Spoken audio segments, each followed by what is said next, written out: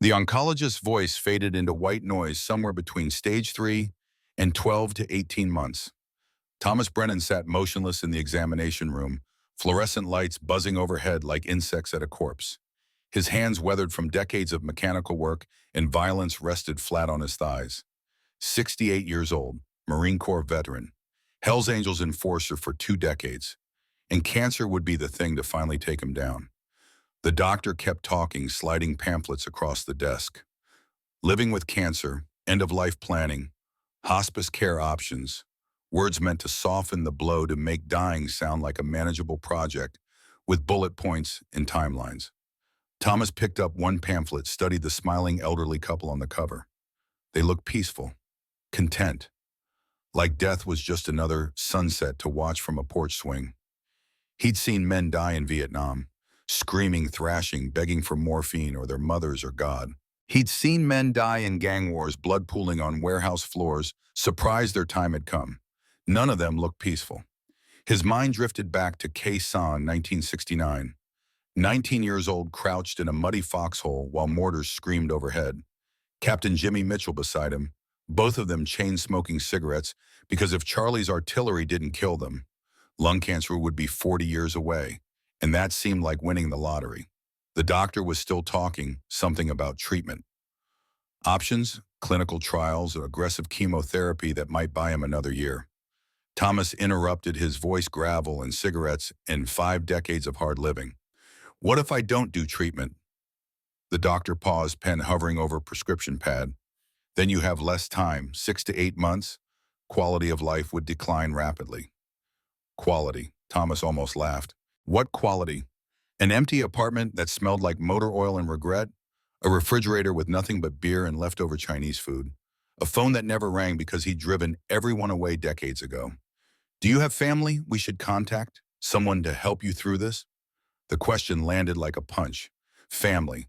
Thomas had a daughter, Katie, 38 years old now, married 2 kids he'd never met. He hadn't spoken to her in 15 years, not since he'd missed her wedding because he'd been too drunk and too deep in club business to walk her down the aisle. He had a son, too. Kyle. 35 last Thomas heard. Maybe. Could be dead for all he knew. They hadn't spoken in 20 years, not since Kyle had screamed that he hated him and Thomas had been too broken to argue. No family. The doctor's expression shifted to something that looked like pity, which Thomas hated more than the cancer diagnosis itself. I'm required to ask if you've considered advance directives. Do not resuscitate orders. Power of attorney for healthcare decisions. Thomas signed whatever papers the doctor put in front of him. DNR, yes. If his heart stopped, let it stop. He'd been dead inside for most of his adult life anyway. Might as well make it official. Walking out of the VA Medical Center, Portland's gray October sky pressing down like a lid on a coffin, Thomas lit a cigarette. The irony wasn't lost on him.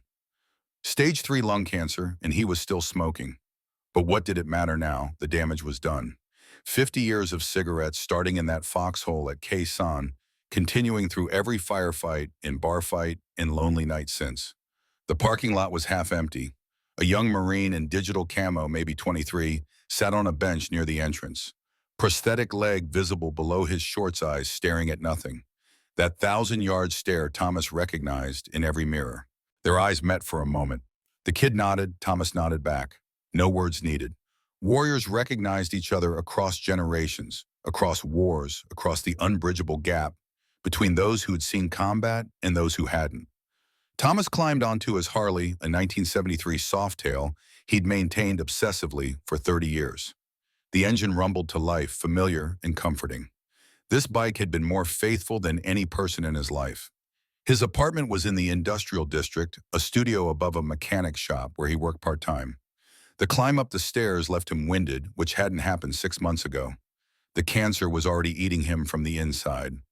Inside, the space was military neat. Bed made with hospital corners. Dishes clean and put away.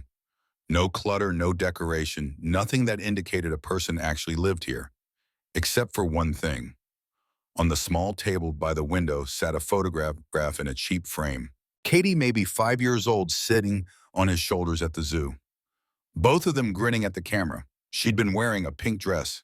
He'd been 33, still thinking he could balance being a father and being an enforcer, still believing he could protect his family from the violence he brought home. Thomas picked up the photo, studied his younger self. That man looked dangerous even while smiling. Tattoos creeping up his neck. Hell's Angels vest. Eyes that had already seen too much. Katie had loved him then, for she understood what he did. Before she walked into the garage and saw him beating a man half to death for missing a protection payment. Before she learned that her father was the monster other children were warned about. His phone sat on the table screen dark. The doctor had been right. He should call someone, let them know he was dying, give them a chance to say goodbye if they wanted. Thomas picked up the phone, pulled up Katie's number. He'd kept it all these years, even though she'd blocked him. Maybe she'd changed numbers. Maybe she'd moved. Maybe she'd gotten on with her life and erased every trace of him. His thumb hovered over the call button. What would he even say? Hey, it's your father, the one who abandoned you. Just wanted to let you know I'm Dean. Hope you're well. He pressed call before he could talk himself out of it. It rang. Once, twice, 3 times. Voicemail, her voice professional and distant. You've reached Katie Rodriguez. Please leave a message. Rodriguez, her married name. She'd taken her husband's name, erased Brennan completely. The beep sounded. Thomas opened his mouth, but nothing came out. What could he possibly say that would matter? What words could bridge 15 years of silence and betrayal? Katie, it's your father. I need to talk to you. It's important.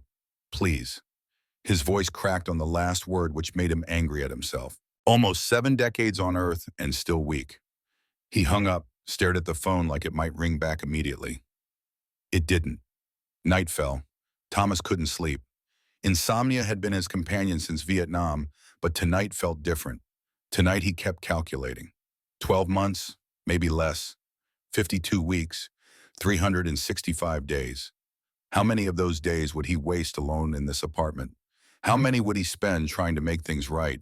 And was it even possible to make things right when you'd spent 50 years doing everything wrong? At 11 p.m., restless and haunted, Thomas grabbed his keys. Sometimes the only thing that helped was riding. The bike, the road, the wind, the illusion of freedom. Portland at night was a different animal.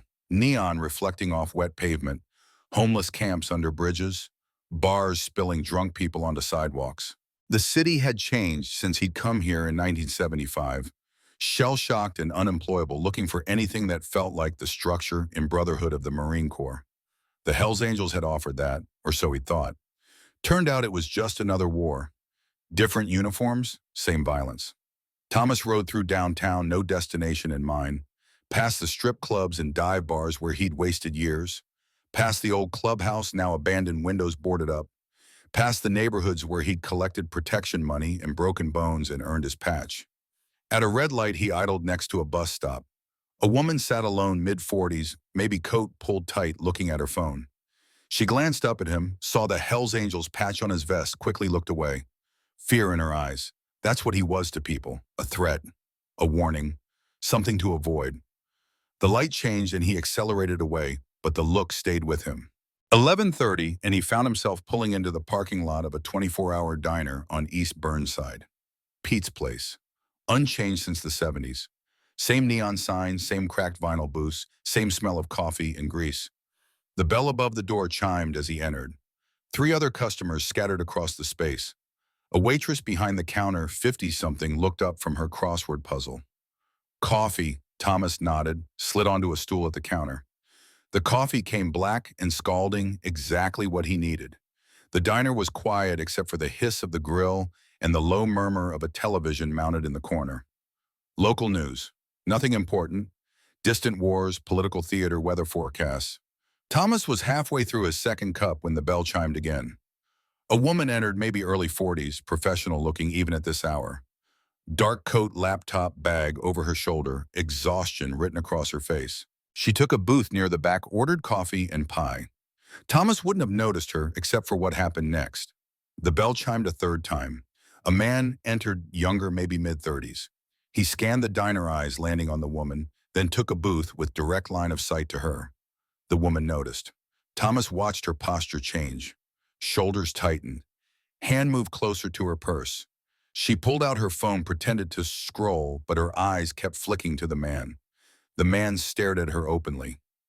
Not the casual glance of a stranger, the focused attention of a predator. Thomas knew that look. He'd seen it in combat. He'd seen it in gang warfare. He'd worn it himself once upon a time. The woman stood abruptly, dropped cash on her table, headed for the door. The man stood too. Thomas's combat instincts dormant for years but never truly gone kicked in. He stood, intercepted the woman near the door. She flinched, startled, probably thinking he was another threat. Old biker with gang-patched knuckles that showed decades of fighting, eyes that had witnessed too much death. But Thomas kept his voice low, gentle, the way he used to talk to Katie when she had nightmares. "Ma'am, don't be alarmed. That man's been following you. I've been watching. Pretend you know me." The woman froze, eyes darting between Thomas and the man behind them. Her training, whatever it was, kicked in. She assessed the situation in seconds. She made her choice. "Dad, is that you? What are you doing here?" Thomas felt something in his chest shift, the word dad, from a stranger's mouth after 15 years of not hearing it from his own daughter. He played along, kept his body angled to shield her from the other man. "Got coffee. You okay?" The woman's voice was steady despite the fear Thomas could see in her eyes. Yeah, I'm fine. Can you walk me to my car?" The man behind them had stopped, sensing the dynamic had changed. Thomas turned, looked directly at him. No words, just the weight of almost 7 decades, 2 tours in Vietnam, 20 years as an enforcer. The kind of look that said, "I know what you are, I know what you were planning, and I will end you if you try it." The man's eyes widened slightly. Recognition, maybe. Or survival instinct. He turned and walked out, bell chiming, as the door swung shut. Thomas and the woman stood in silence for a moment. She exhaled, shaky. "Thank you, I didn't know what to do. He's been following me for 3 blocks. You did the right thing, staying public, staying alert." They sat back down this time at the same booth. The waitress refilled their coffee without comment. Nothing she hadn't seen before in 40 years of late-night shifts. The woman extended her hand. "Rebecca Mitchell." Thomas shook it, careful not to squeeze too hard. His hands were weapons. He'd learned to control them around civilians. "Thomas Brennan, you're very observant. Marine Corps, 2 tours Vietnam. You don't lose the training." Something changed in Rebecca's expression. "Vietnam, my father served. Marines, 1st Battalion, 3rd. Thomas's attention sharpened. What years? 68 to 70. He was at Khe Sanh. The world tilted. Khe Sanh, the 77-day siege. The place where Thomas had learned what it meant to survive when every rational person should have died. What was his name? Captain James Mitchell. Jimmy, from Boston. Thomas's coffee cup clattered against the saucer. His hands were shaking. Jimmy Mitchell, the officer who'd pulled him into a crater when mortars started falling, who'd shared his last cigarettes, who'd saved his life on April 12, 1969, when NVA soldiers overran their position and Thomas had been pinned under enemy fire. "I knew him." Thomas's voice came out rough. "Captain Mitchell, he saved my life." Rebecca's eyes filled with tears. "He never talked about the war. Never, not once. I was 16 when he killed himself. I never knew why." The words hit Thomas like shrapnel. Jimmy Mitchell, dead by his own hand, one more casualty of a war that never really ended. When did he die? 1988, September. He went into the garage, closed the door, started the car. My mother found him. Thomas closed his eyes. 1988, 13 years after the fall of Saigon. 13 years of trying to live with memories that wouldn't fade. Trying to sleep through nightmares that never stopped. Trying to explain to people who would never understand what it meant to watch your brothers die while politicians called it a mistake. "I'm sorry, he was a good man, a good officer. The best." They sat in silence, coffee cooling between them. 2 strangers connected by a war fought 50 years ago. By a man who'd survived Charlie's mortars only to die by his own hand in a quiet garage in America. Rebecca spoke first. "What do you do now? Are you still military?" "Mechanic, part-time, used to be Hell's Angels, enforcer. 20 years, not something I'm proud of." She didn't flinch. "I'm a social worker. I work with veterans, PTSD reintegration family counseling. I see what the war does, what it keeps doing. Then you know it doesn't end. You come home, but part of you stays in the jungle, or the desert, or wherever they sent you to kill people. My father used to have nightmares. I'd hear him screaming from my bedroom. My mother would try to calm him down, but nothing worked. He'd just shake and sweat and cry. Thomas knew those nightmares. He'd had them every night for 50 years. The faces of the men he'd killed, the sounds of artillery, the smell of burning flesh, the weight of a brother's body going limp in your arms. I'm dying. The words came out before Thomas could stop them. Cancer. 12 months, maybe less. Rebecca's professional composure slipped for just a moment. I'm sorry. Don't be. I've lived longer than I had any right to. Most of my unit died at Khe Sanh. I made it home and wasted 50 years being angry and violent and drunk. At least your father had you. I got 2 kids who don't talk to me. Grandchildren I've never met. I'm dying alone and I earned every second of it. It's not too late. Thomas laughed bitter. I'm dying of cancer. Everything's too late. No, it's not. Not if you're still breathing. Not if you can still make things right. How do you make right 50 years of wrong? Rebecca leaned forward. You start, that's all. You just start. Call your children. Tell them you're dying. Give them a chance to say goodbye. Give yourself a chance to say you're sorry. Why would you care? You just met me. Because my father saved your life, and you just saved mine. Maybe that means something. Maybe we're connected for a reason. Thomas wanted to dismiss it as coincidence, but he'd stopped believing in coincidence the day he'd walked away from Khe Sanh while better men than him died in the mud. They exchanged numbers. Rebecca said she wanted to check on him, make sure he was okay. Professional concern, probably. But it felt like something more. Walking out to the parking lot, Thomas scanned for the man who'd been following Rebecca. Gone. Probably realized the target was no longer vulnerable, no longer alone. Rebecca's car was a sensible sedan, clean and organized. Thomas's Harley sat next to it like a relic from another era. Thank you again. Rebecca's voice was sincere. You probably saved my life tonight. Least I could do for your father's sake. She drove away and Thomas sat on his bike in the empty parking lot watching her taillights disappear into Portland's rain-slicked streets. His phone buzzed. Unknown number. Thomas answered. A voice he hadn't heard in 20 years came through cold and familiar. Hello, old man. Long time. Kyle. His son. The boy he'd abandoned when the Angels had demanded everything and Thomas had given it.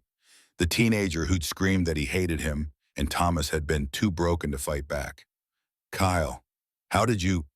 Doesn't matter. I'm back in Portland. Thought you should know. Where have you been? Around, prison for a while. You would have known if you'd bothered to check. But you didn't, just like always. The accusation was accurate. Thomas had never checked on Kyle after their final fight, had told himself it was better that way. Let the boy build a life without his father's shadow. I'm sorry, Kyle laughed sharp and cruel. Sorry, that's rich. You know what I've been doing in the last week watching you? The mechanic shop, the apartment, your little ride around the city tonight. You're a predictable old man. Ice ran down Thomas's spine. What do you want? Nothing, just wanted you to know I'm here, I'm watching, and I haven't forgotten any of it. The line went dead. Thomas sat in the dark parking lot, rain starting to fall, phone clutched in his hand. Kyle was back, watching, planning something, and the woman Thomas had saved tonight. Rebecca Mitchell, daughter of the man who'd saved him at Khe Sanh, Kyle had seen them together, had watched Thomas talk to her, walk her to her car, exchange numbers. The predator following Rebecca suddenly made sense. Not random, not coincidence. Kyle had sent him. Thomas's phone buzzed again. Text message. Unknown number, but he knew who it was. She's pretty, Rebecca, right? Would be a shame if something happened to her. Thomas started his bike mind racing.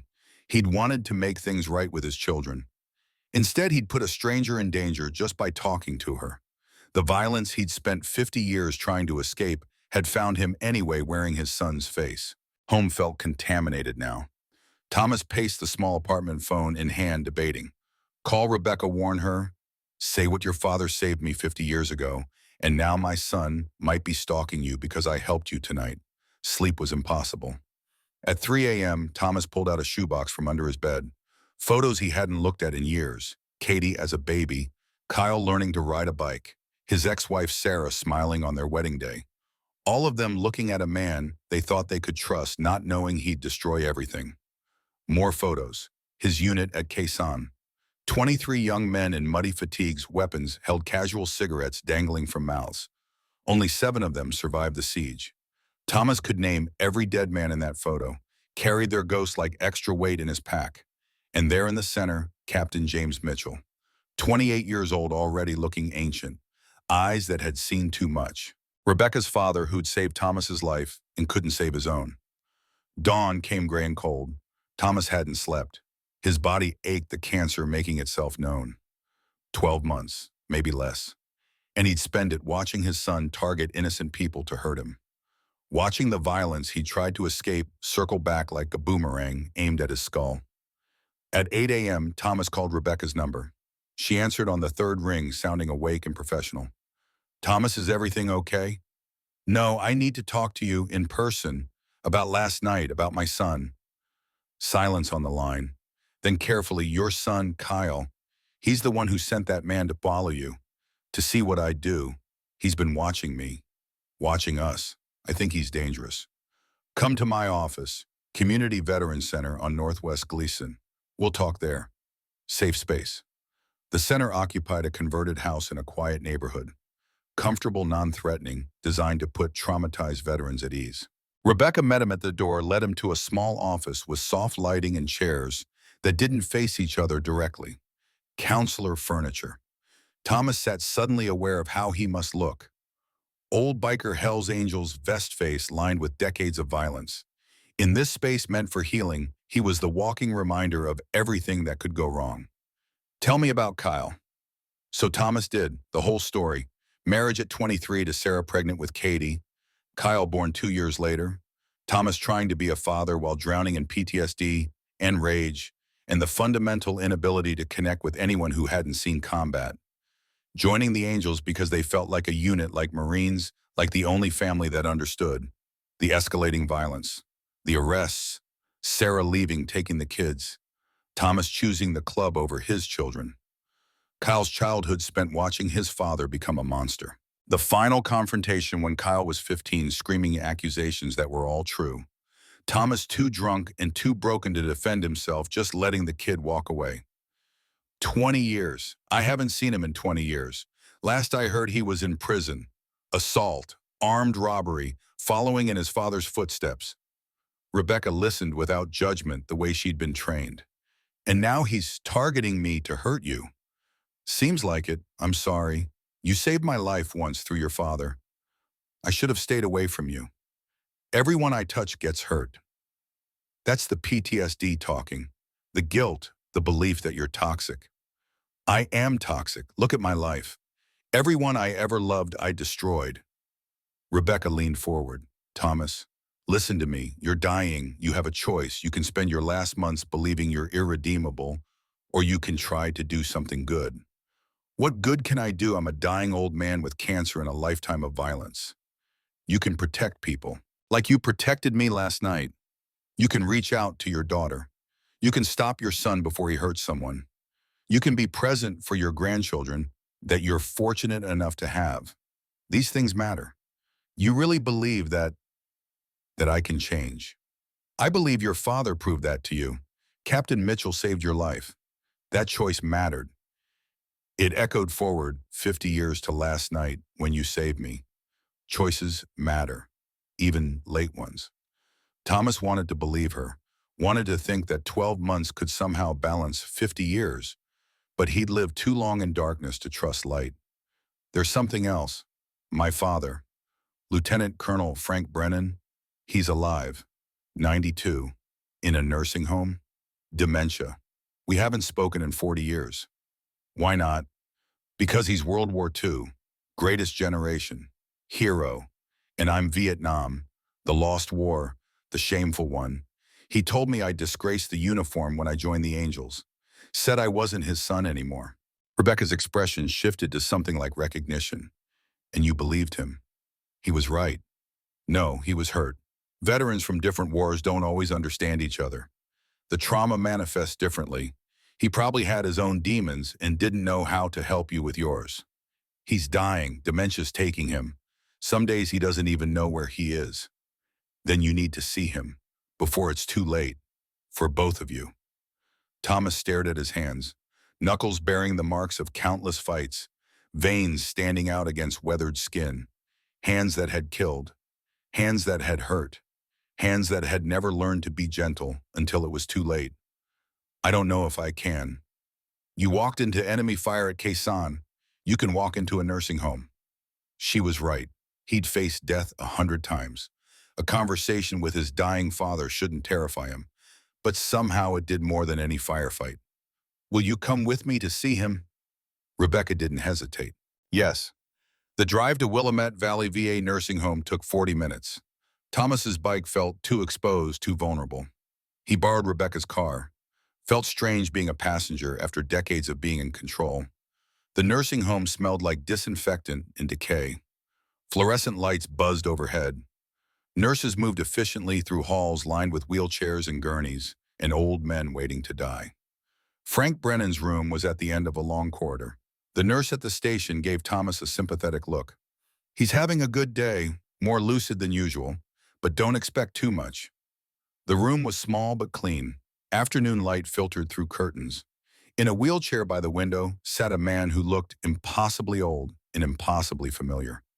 Lieutenant Colonel Frank Brennan at 92 barely resembled the stern figure Thomas remembered from childhood. Skin like parchment, stretched over bones. Eyes still sharp but confused. On the shelf behind him sat his medals. Bronze Star, Purple Heart, Distinguished Service Cross. Thomas stepped into the room and his father looked up, squinted. Tommy, that you, boy? The word boy hit Thomas like a punch. Almost 7 decades on Earth, and his father's voice still reduced him to a child. Yeah, Pop, it's me. Frank's face lit up with something like joy. Where you been? Your mother's worried sick. You don't write. Dementia. Frank thought it was 1971, thought Thomas had just come home from Vietnam. Thomas decided to play along, sat in the chair across from his father. Rebecca stood by the door, giving them space.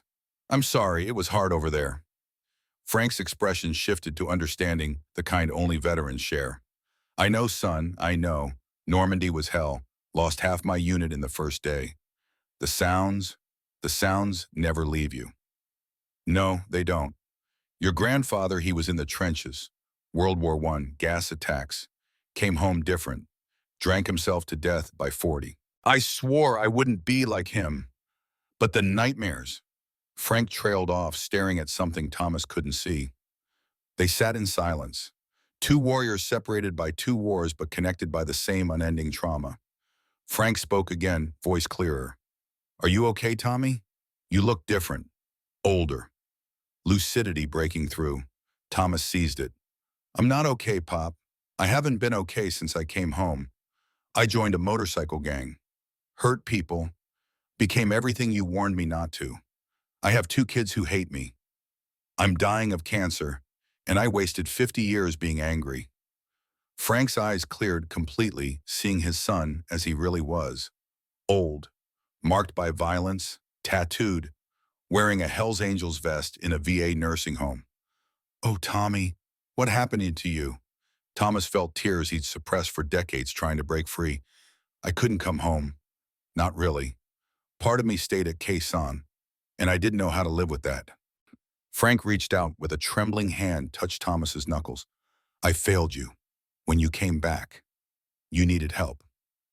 I called you a disgrace instead. I was too hard on you. You were right. I was a disgrace. No. Frank's grip tightened with surprising strength. You were a wounded warrior, and I didn't know how to help. I only knew how to be hard, how to be stern. That's what they taught us. But you needed something different. Gentleness, understanding. I couldn't give you that. Thomas broke. Almost 7 decades on Earth, and he sobbed like a child in front of his father. All the pain, all the guilt, all the wasted years pouring out in a way he'd never allowed himself. Frank pulled him close, held him the way he hadn't since Thomas was a boy. I'm sorry, son. I'm so sorry. I love you. I always loved you. I just didn't know how to show it. Rebecca watched from the doorway, tears streaming down her face. This was what she'd dedicated her life to. This moment. Warriors finding peace before death. When Thomas finally pulled away, wiping his face with rough hands, Frank smiled. Genuine, proud. You still have time, Tommy. Make it right. With your children. With yourself. Be better than I was. I don't know how. Start by being there, that's all. Just be there. Even if they hate you. Even if they can't forgive you. You be there anyway. I'm scared. Frank laughed, brittle but real. Face down German machine guns at Normandy, and you're scared of your own kids. That's fatherhood for you. The moment of lucidity was already fading. Frank's eyes glazed slightly, confusion creeping back in. I'm tired, Tommy. So tired. Think I'll rest now. Thomas helped settle his father into bed, pulled the blanket up. Frank closed his eyes, murmured something about his unit, about the war, about promises made 50 years ago. Walking out of the nursing home, Thomas felt lighter and heavier at once. Lighter because his father had forgiven him. Heavier because that forgiveness demanded action. Demanded change, demanded that Thomas actually try to make things right instead of just waiting to die. Rebecca drove them back toward the city. That was beautiful, what you did. What I did, I cried like a baby. You were honest, vulnerable. That takes more courage than combat. Thomas stared out the window at Portland sliding past. He told me to be there for my kids. Problem is, I don't know if they'll let me. Then you try anyway. That's what matters. The effort, the attempt. Even if they reject you, you'll know you tried. His phone buzzed. Text from Katie, the first communication in 15 years. Got your message. What's so important? Thomas's hand shook as he typed a response. Can we meet, please? Just coffee. 1 hour. I need to see you. The typing indicator appeared, disappeared, appeared again. Tomorrow, 10 a.m., coffee shop on Hawthorne. Don't be late. Thomas showed Rebecca the messages. She smiled. See, you're already being there. But Thomas's phone buzzed again. Different number. Unknown. Saw you with that bitch Rebecca today. Nursing home, huh? Getting emotional in your old age? Don't worry. I'll make sure she's at your funeral, one way or another. Kyle, still watching, still threatening. Thomas made a decision. He called Detective Morrison at Portland PD, someone he'd dealt with in his Angels days. Morrison answered, wary but professional. Brennan, been a while. What do you need? Information on my son, Kyle Brennan. Last I knew he was in prison. Need to know if he's out, if he's dangerous. Morrison was quiet for a moment, keyboard clicking. Let me check. Yeah, Kyle Brennan. Released 8 months ago after serving 6 years for assault and armed robbery. Currently on parole. Last known address in Southeast Portland, but parole officer hasn't been able to reach him for 3 weeks. Warrant's been issued for parole violation. He's stalking someone. Woman named Rebecca Mitchell, social worker.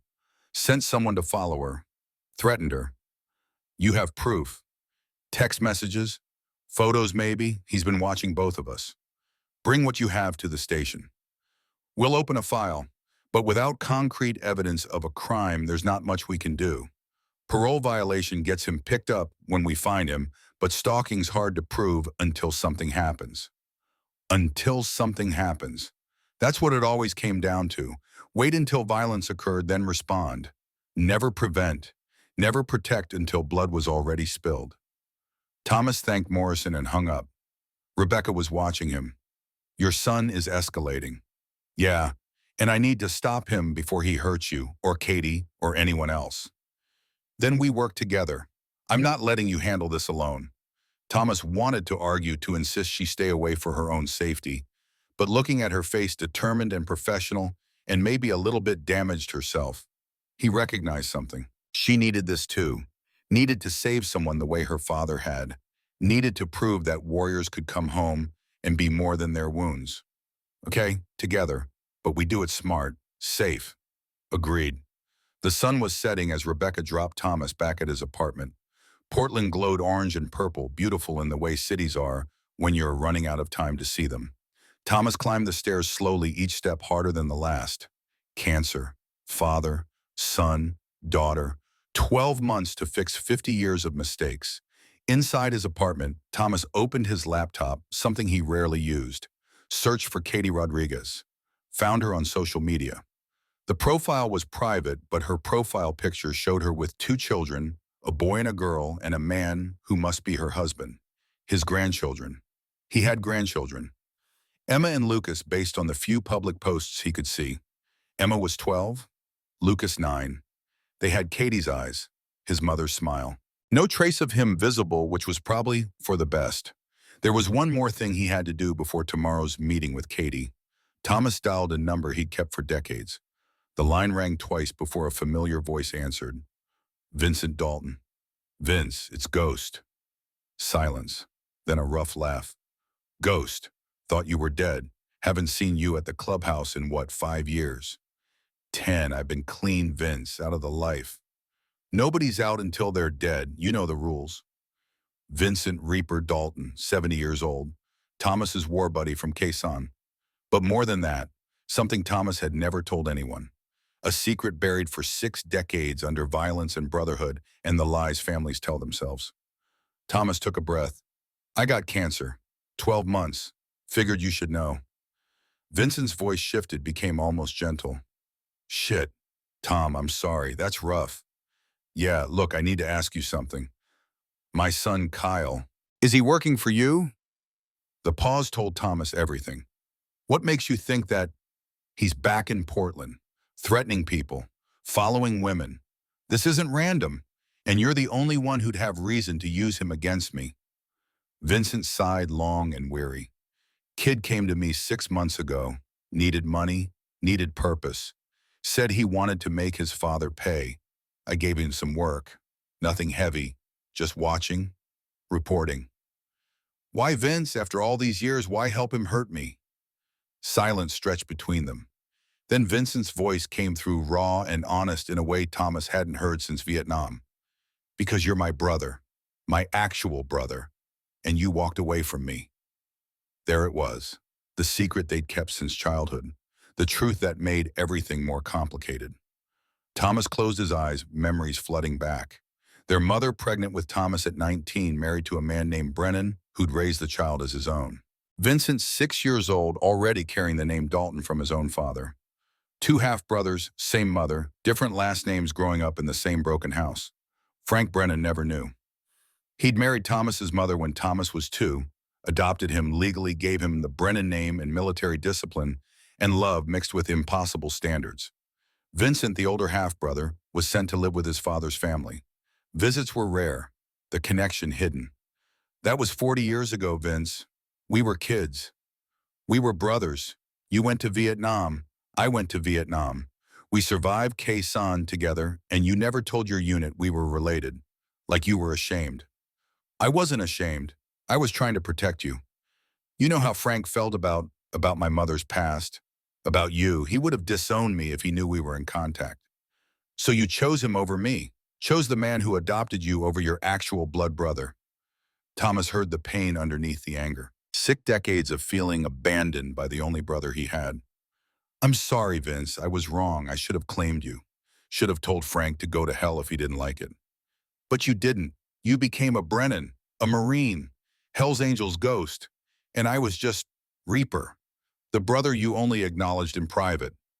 So you're using Kyle to hurt me? That's your revenge. I'm giving Kyle what you never gave me, recognition, purpose, a chance to matter to his father even if it's through pain. Thomas's chest tightened. You're better than this. Am I? We're both dying, Tommy. My liver shot. 6 months, they say. You got cancer. We survived Charlie's mortars just to die slow and bitter in the city we tried to escape. Then let's not die bitter. Help me stop Kyle. Help me make peace with my kids before it's too late. Why should I?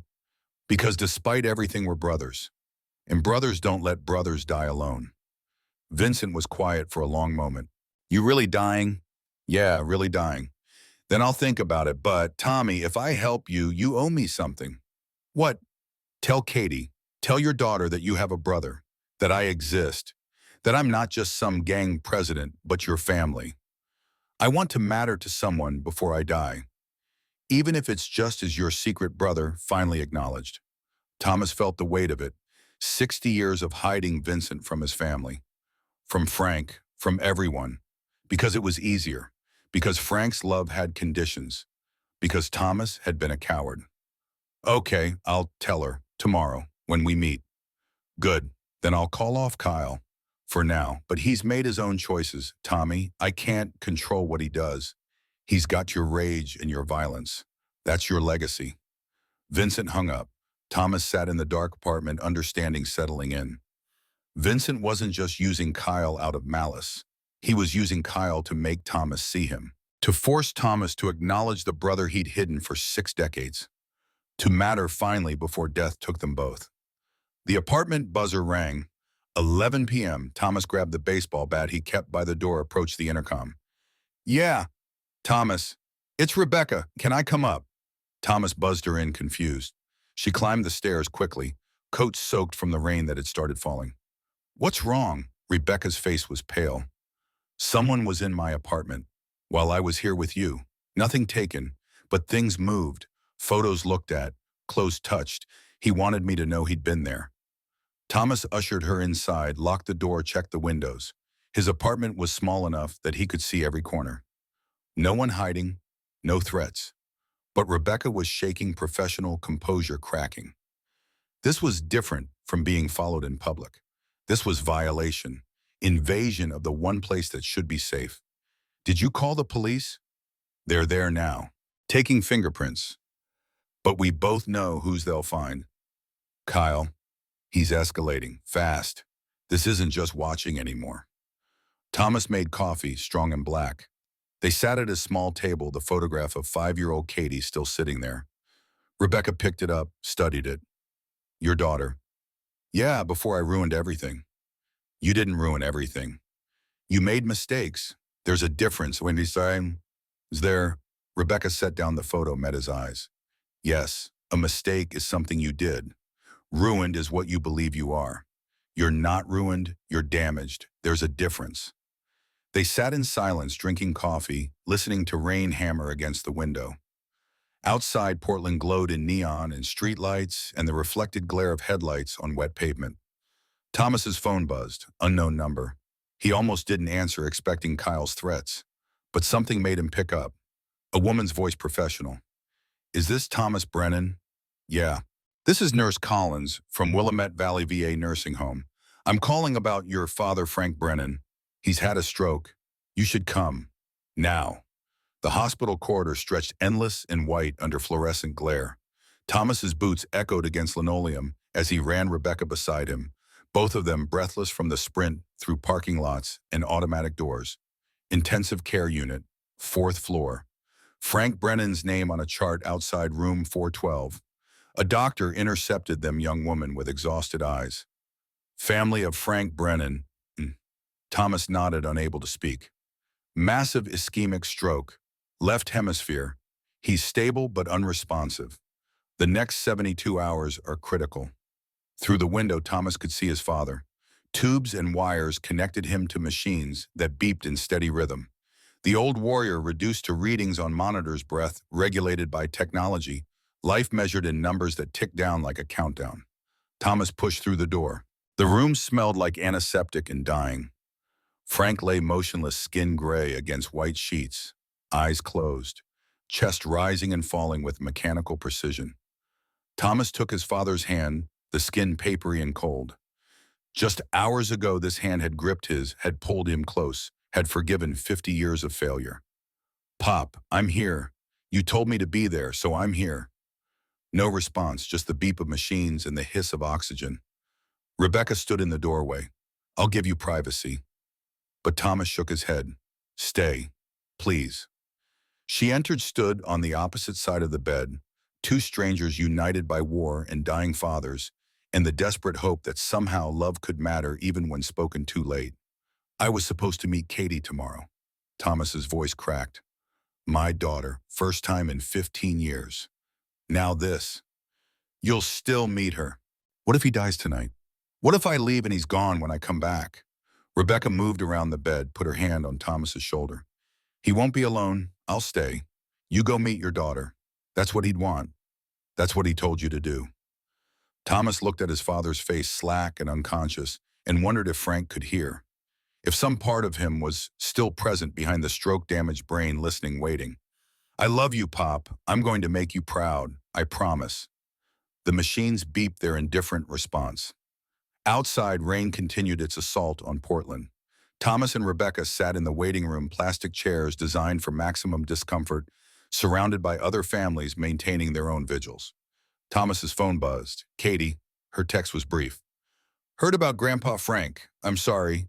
We should postpone. Thomas typed back immediately. No, tomorrow, please. He'd want us to meet. 3 dots appeared, disappeared, appeared again. Okay. 10 a.m., Hawthorne Coffee House. Rebecca read the exchange over his shoulder. That's good. That's progress. Or it's her being polite because my father's dying. Does it matter she's meeting you? That's what counts. At 2 a.m., a nurse suggested they go home, get rest. Nothing would change tonight. Frank was stable. If anything shifted, they'd call immediately. Thomas refused to leave, but Rebecca convinced him. You need to be ready tomorrow for Katie. Your father would agree. The drive to Thomas's apartment was silent. Rebecca pulled up outside but didn't put the car in park. I should go home, file a police report about the break-in, try to get some sleep. Stay here. The words surprised them both. Thomas continued. It's not safe. Kyle knows where you live, knows you're helping me. The couch is clean, uncomfortable as hell, but clean. Rebecca considered, then nodded. Okay, but I'm taking the bed. You take the couch. You have cancer, and you're meeting your daughter in 8 hours. You need actual rest. Inside the apartment, Thomas found clean sheets made up the bed that he rarely used. The space suddenly felt too intimate. This woman he'd known for less than 24 hours, daughter of the man who'd saved him, now sleeping in his bed while he guarded her from his own son. Rebecca, I'm sorry for all of this, for putting you in danger. She stood in the doorway of the bedroom, wearing one of Thomas's old Marine Corps t-shirts that hung past her knees. Stop apologizing. We're in this together. That's what your father and mine would have wanted. Warriors protecting each other. Thomas settled on the couch with a blanket that smelled like motor oil and old cigarettes. His body ached, cancer pain mixed with exhaustion, mixed with the weight of everything collapsing at once. Sleep came in fragments. Nightmares of Kay-san mixed with visions of Katie's face at age 5, age 10, age 15, when she'd begged him to stop the violence.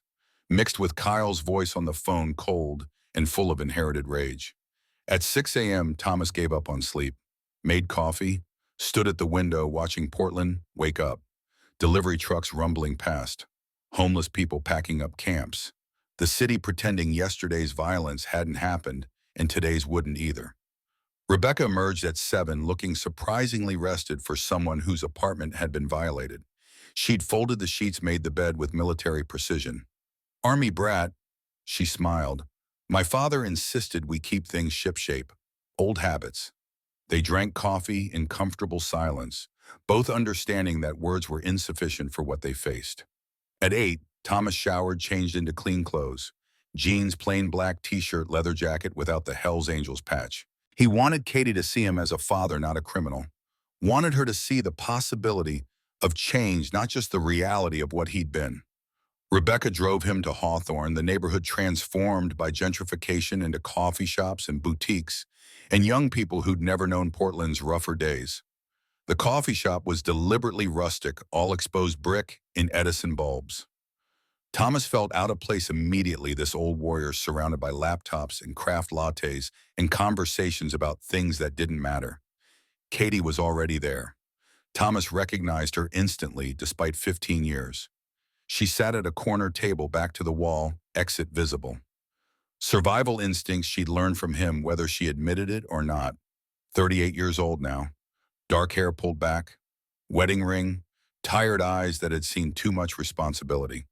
She looked like her mother, but moved like him, all coiled tension and readiness. She saw him and her face went carefully neutral. Not angry, not welcoming, just waiting. Thomas crossed the room feeling like he was walking through enemy fire. each step deliberate, each breath measured. Katie, Thomas, not Dad, Thomas. The distance calculated and intentional. He sat across from her, hands flat on the table, non-threatening, open. Silence stretched between them, 15 years compressed into seconds that felt like combat. Katie spoke first. What's so important? You've been silent my entire adult life. Now suddenly you need to talk. I'm dying. Cancer. 12 months, maybe less. Her expression flickered. Surprise, maybe pain. Quickly suppressed. I'm sorry. Don't be, I earned it. 50 years of cigarettes and violence, Mom. Is that why you called deathbed confession, looking for absolution? No, I called because I'm running out of time to keep being a coward. That stopped her. Katie's carefully maintained composure cracked slightly. Thomas continued. I was a terrible father, violent, absent. I chose the gang over you and Kyle. I missed your wedding because I was too drunk and too deep in club business. I gave you every reason to hate me. I don't hate you. The words surprised them both. Katie's voice was steady but softer. I don't hate you. I'm just disappointed. You could have been so much more. You were a Marine, a war hero, and you threw it away on motorcycle gangs and violence. I know. Do you understand what it was like, being your daughter, the other kids knowing my father was Hell's Angels teachers looking at me differently, Mom crying every night because you came home bloody or didn't come home at all? Thomas took it, every word deserved. I met someone yesterday, Rebecca Mitchell. Her father was my commanding officer at Quezon, Captain James Mitchell. He saved my life. Katie's expression shifted. And he killed himself, 1988. Rebecca was 16. She never knew why. Never got to ask him why he couldn't live with what we saw over there. What does this have to do with us? Everything, because I survived when he didn't, and I wasted that survival. But Rebecca, she became a social worker, helps veterans, turns her pain into purpose. And I thought maybe that's what I should have done. Maybe I should have been a father instead of a ghost. Katie's eyes were wet, but she didn't cry. You can't rewrite 50 years in 12 months. I know, but maybe I can make the last year matter. Maybe I can meet my grandchildren. Maybe I can be on it for once in my life. Emma and Lucas, Katie's voice was careful. They're good kids, smart, kind, everything you weren't. The accusation landed, but Thomas didn't flinch. I'd like to meet them, if you'll let me. Why should I? So they can get attached and then watch you die, so they can learn what it's like to love someone who's leaving. Because it's better than never knowing. Because I can tell them stories about your childhood that you've forgotten. Because I can show them that even people who fail can try to do better at the end. Katie stared at him for a long moment. Then she pulled out her phone, scrolled through photos, turned the screen to face him. A girl, maybe 12, dark hair and serious eyes. A boy, 9 or 10, grinning with missing teeth. Emma wants to be a social worker, help veterans. Lucas wants to be a Marine, like his grandfather. Thomas's breath caught. He knows about me. I told them the truth, that their grandfather served in Vietnam, that he struggled after, that he made mistakes, that we don't see him. What did they say? Lucas asked if you were still away, if he could meet you. I said no. And now, Katie put her phone away. Now Grandpa Frank is dying and you're dying, and I'm realizing that maybe grudges matter less than I thought. Movement outside caught Thomas's eye. A figure across the street, partially obscured by a parked car. Male mid-30s watching the coffee shop. Kyle. Thomas's body went rigid, combat instincts overriding everything. Katie noticed immediately. What's wrong? My son, your brother, he's outside. Katie turned, scanned the street. Kyle's here in Portland. He's been watching me, threatening people, working for Vincent Dalton. Vincent, the gang president. Katie's face paled. Thomas, what did you get involved in? Nothing. I've been out for 10 years. But Kyle found Vincent, and Vincent's using him. The figure moved, stepped into clearer view. Kyle looked like his father at 35. Same build, same coiled tension, same eyes that had seen too much violence too young. Katie's phone rang, unknown number. She answered on speaker. Kyle's voice cold and familiar. Hello, sister. Long time. Katie's hand trembled. Kyle, where are you? Right outside, watching Dad reconnect with his favorite child. Touching. What do you want? Same thing I've always wanted, for him to pay, for abandoning us, for choosing violence over family, for being exactly what he swore he'd never be. Thomas took the phone. Kyle, this is between us. Leave Katie out of it. Leave her out. You left us both, or did you forget I was 8 when you walked away? 8, and I spent the next 27 years becoming exactly what you made me. I know, and I'm sorry. Kyle laughed sharp and cruel. Sorry, that's beautiful. You know what I did this morning that visited your friend Rebecca's place again. Nice photos she has. Really loved her father. Be a shame if something happened to her. Thomas was out of his seat moving toward the door. Katie grabbed his arm. Don't, that's what he wants, to make you react. But Thomas was already outside scanning the street. Kyle was gone, vanished like smoke. Thomas called Rebecca. It rang 6 times before she answered, voice groggy. Thomas, what's wrong? Kyle threatened you. Are you okay? Is anyone there? I'm fine. I'm at your apartment. Doors locked, windows secured. Stay there. Don't open the door for anyone. Katie had followed him outside. We need to call the police. Already did. They can't do anything without evidence. Kyle's smart. Careful. He won't leave traces. Rebecca's voice came through the phone. Thomas, there's something you should know. Detective Morrison called. Kyle's parole officer was found dead 3 weeks ago. They think Kyle did it. The world tilted. Kyle wasn't just stalking. He'd killed. Crossed the line from threat to action. Katie heard it through the speaker. Her face went pale. Kyle killed someone. Thomas ended the call, turned to his daughter. I need to stop him before he hurts anyone else. How you're dying of cancer. He's 35 and clearly capable of murder. I know people. I have resources. What kind of resources? The gang Vincent. The same people who helped create this mess. Thomas met her eyes. I was an enforcer. I hurt people who crossed the club. I was good at violence, Katie. Better than I ever was at being a father. Maybe it's time to use that. She should have recoiled, should have walked away. Instead, she stepped closer. Then use it, but not to hurt him. Use it to save him. Be the father we needed, even if it's 30 years too late. A black sedan pulled up. Miguel, Katie's husband. He got out, moved to her side with protective instinct. Katie made quick introductions.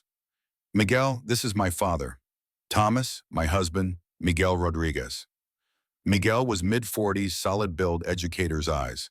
He assessed Thomas in seconds, probably seeing everything Katie had told him. The violence, the abandonment, the wasted decades. But Miguel extended his hand. Mr. Brennan? Thomas shook it, surprised by the grip. Firm but not challenging, respectful. Katie called me. Said there might be trouble. With Kyle. Katie had been texting while Thomas wasn't watching, calling for backup.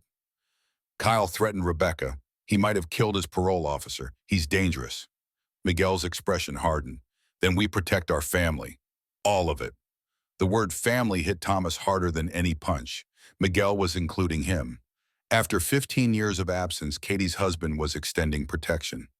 I need to go. Rebecca's alone at my apartment. Katie grabbed his arm. We're coming with you. No, Kyle sees you helping me, he'll target you. He's already targeting me. We're in this now. Miguel nodded agreement. She's right, and 3 is better than 1. The drive back to Thomas's apartment felt like a combat mission. Miguel drove Katie in passenger seat, Thomas in back, scanning for tails. No sign of Kyle, but that meant nothing. He'd learned patience, learned surveillance, learned to be invisible until the moment to strike. Rebecca was at the door before they reached the stairs, having watched from the window. She relaxed seeing Thomas, but tensed seeing the others. Katie Rodriguez, my daughter, her husband Miguel. Rebecca's professional mask slipped for a moment. This was the child Thomas had talked about, the wedding he'd missed, the relationship he'd destroyed. I've heard a lot about you. Katie's response was careful. I wish I could say the same. Inside the apartment, they stood in awkward formation. 4 people connected by violence and trauma, trying to figure out how to be allies. Thomas's phone buzzed. Detective Morrison. Brennan, we found Kyle, or rather he found us. Turned himself in 20 minutes ago. What? Walked into the station, confessed to violating parole, asked for protection. Says someone's trying to kill him. Says his father hired Hell's Angels to take him out. Thomas's mind raced. That's a lie. I haven't even talked to the club in years. I know, but he's filing official charges. Attempted murder. Conspiracy. He's got a lawyer. This is messy. Can I see him? Not recommended. He's claiming you're the threat. Seeing you now would support his narrative. Then what do I do? Stay away. Let us investigate. If he's lying, we'll find out. Morrison hung up. Katie was watching. What happened? Kyle turned himself in, claims I'm trying to kill him. That's insane. You just found out he's back. Doesn't matter. He's establishing a paper trail. If something happens to him now, I'm the prime suspect. Rebecca understood immediately. He's setting you up. This is bigger than stalking. He's planning something. Miguel paced the small apartment. What would he gain? Framing his father, revenge. Thomas said it quietly. He wants me to suffer, wants me to die knowing I destroyed my own son, that my legacy is violence passed down like a disease. The room fell silent except for the sound of rain starting again, Portland's perpetual soundtrack. Thomas pulled out his phone. There's something I need to tell you about Vincent, about why Kyle went to him. Katie sat on the couch. What about Vincent? Thomas took a breath. This secret he'd carried for 60 years. The truth that made everything more complicated. Vincent Dalton is my partner, my half-brother. Same mother, different fathers. He's 6 years older. We grew up together until Frank adopted me and gave me the Brennan name. Vincent kept the Dalton name from his father. Katie's face went blank with shock. You have a brother? A biological brother, and you never told us. Frank didn't know, or he knew and pretended not to. My mother's past was complicated. Vincent was sent to live with his father's family when she married Frank. We saw each other sometimes, secretly. Frank would have disowned me if he knew. So you hid your own brother for 50 years. I was ashamed. Frank was so proud of being a Brennan, of the military legacy, of respectability. Vincent was Hell's Angels. Criminal. Everything Frank hated. I couldn't claim him without losing Frank. Rebecca leaned forward. And Vincent resents that. That's why he's helping Kyle, to hurt you for denying him. Yeah, he told me last night. Said Kyle came to him wanting revenge. Vincent saw an opportunity. Forced me to acknowledge him. Make me choose between my kids and my brother. Katie stood pacing now. This is insane. You have a brother who's a gang leader, who's helping my brother hurt you. And I have an uncle I never knew existed. I'm sorry, I should have told you years ago. Should have claimed Vincent regardless of what Frank thought. But I was a coward. Miguel spoke for the first time since entering. Does Vincent know about the cancer? Yeah, I told him. And he's still helping Kyle hurt you. It's complicated. Vincent's dying too. Liver failure. 6 months. He wants to matter to someone before he dies. Wants me to acknowledge him. To tell you he exists. Katie stopped pacing, looked at Thomas with something between fury and pity. You're both dying, and instead of making peace, you're using Kyle as a weapon against each other. I'm trying to stop it. That's why I called Vincent. Asked him to call off Kyle. And he said he would, but Kyle's made his own choices. Vincent can't control what he does anymore. Thomas's phone buzzed. Text from unknown number. Court hearing tomorrow, 2 p.m. Kyle's arraignment. Thought you'd want to know. Morrison, Katie read over his shoulder. We should go. See what he's charged with. He's claiming I tried to kill him. Seeing me there would support that. Or it shows you're present, that you care, that you're trying to be a father despite everything. Miguel agreed. She's right. Absence looks like guilt. Presence looks like concern. Rebecca checked her watch. It's 1 p.m. now. We should go to the hospital. Check on Frank, then tomorrow the courthouse. They drove in 2 cars. Miguel and Katie in theirs. Thomas and Rebecca in hers. The hospital felt different now. Not a place of crisis, but of waiting. Of watching someone slip away, degree by degree. Frank's condition hadn't changed. Still unconscious, still on machines, but stable. The nurse said his vitals were strong. He was a fighter. 92 years old and still refusing to die. Thomas sat beside the bed, held his father's hand. Pop, Katie's here, and there's something I need to tell you about Vincent, about the secret we kept. Katie stood on the other side of the bed. Hi, Grandpa Frank. It's Katie, your granddaughter. I have your great-grandchildren, Emma and Lucas. They want to meet you. Please wake up. Miguel stood back with Rebecca giving family space. Frank's monitor beeped faster. Not crisis, recognition. His eyes flickered. Open, slightly. Looked at Katie, at Thomas. One word barely audible through the oxygen mask. Family. Then his eyes closed again, but the heart monitor stayed steady. He knew, somehow through the stroke damage, he knew they were there. They stayed for an hour. Katie showing Frank photos of Emma and Lucas on her phone, even though he couldn't see them. Talking about her life. Her teaching job at Roosevelt High School. Miguel's counseling work. The grandchildren Frank had never met. Thomas watched his daughter become animated, talking about her students. About the kids she taught American history to. About the project Lucas was doing on Marines in Vietnam. About Emma's plan to study social work. This was the life he'd missed. 15 years of Katie becoming this person, confident, compassionate, strong. Everything she'd become despite him, not because of him. When they left, Katie walked Thomas to the parking lot. Thank you for today, for trying. I should have tried 30 years ago. But you're trying now. That's what matters to Lucas. To me. What about Kyle? Katie's expression darkened. Kyle's an adult. He's made his choices. You can't save him if he doesn't want to be saved. He's my son. He's also dangerous. You saw what he did, the murder, the stalking, the threats. At some point, you have to protect the people who want you in their lives instead of chasing the ones who don't.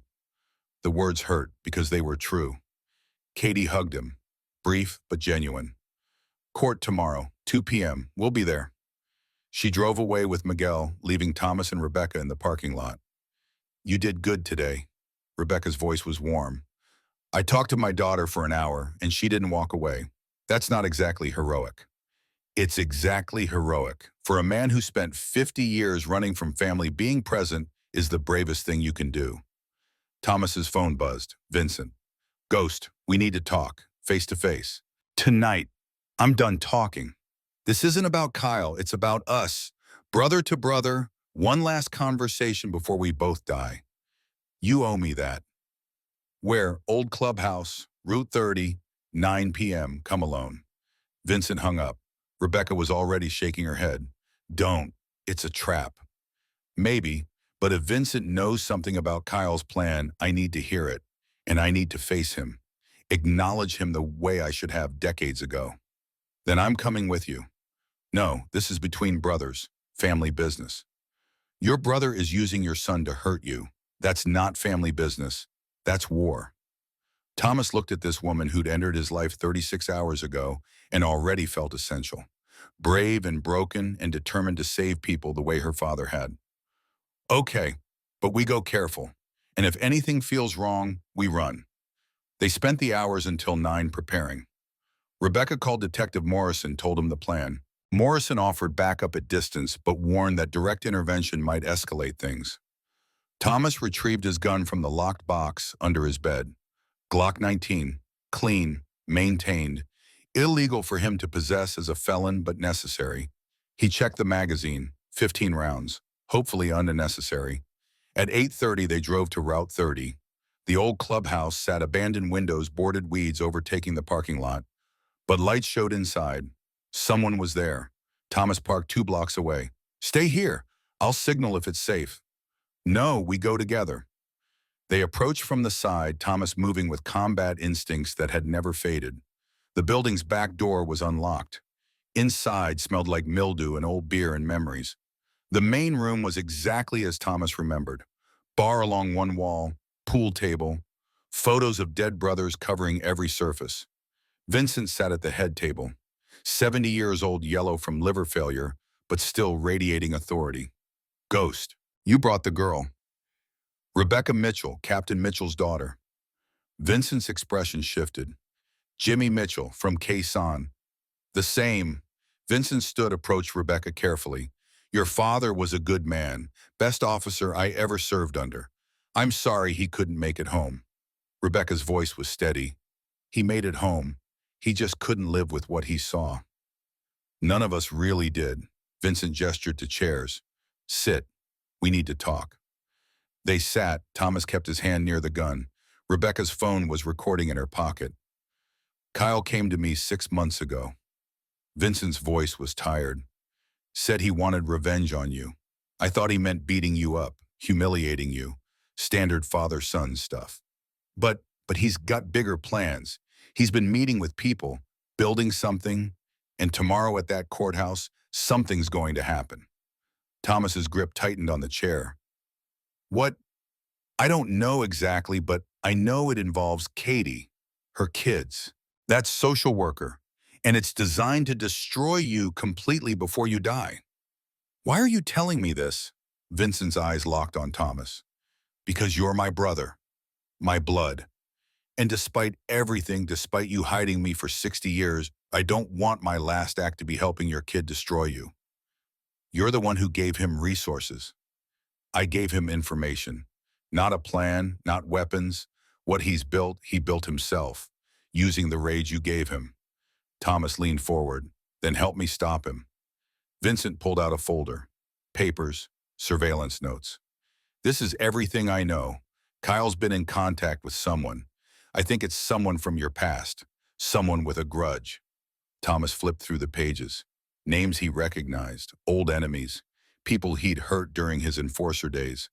One name stood out, Marcus Webb, a man Thomas had beaten nearly to death 20 years ago for stealing from the club, a man who'd sworn revenge, a man who'd just been released from prison 2 months ago. Webb, Kyle's working with Marcus Webb. Looks like it. Webb wants you dead. Kyle wants you destroyed. They found each other. Rebecca spoke for the first time. What's the plan? What are they going to do? Vincent shook his head. I don't know, but it happens tomorrow, at the courthouse. Kyle's arraignment is a setup.